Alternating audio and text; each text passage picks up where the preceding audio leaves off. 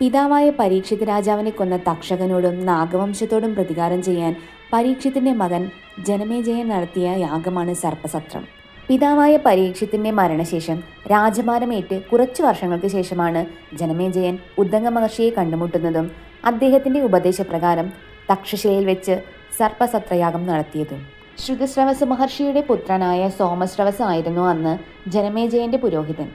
സർപ്പസത്രത്തിന്റെ യാഗാചാര്യനായത് ചണ്ഡഭാർഗവൻ എന്ന മഹർഷിയായിരുന്നു.